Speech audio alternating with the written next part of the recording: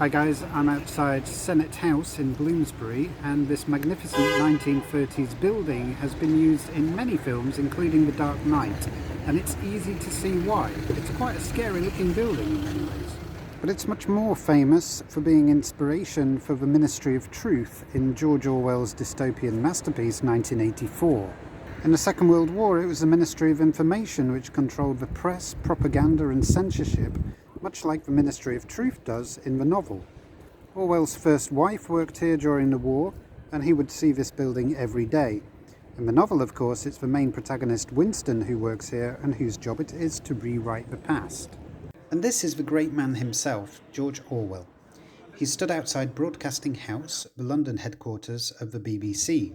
You can see a quote from an unused preface to Animal Farm on the wall behind him. It says, "If liberty means anything at all, it means the right to tell people what they do not want to hear."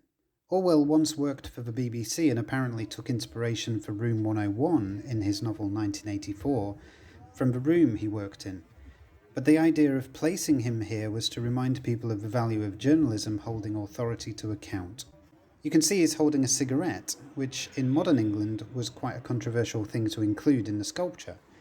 But Orwell without a cigarette is almost like Churchill without a cigar.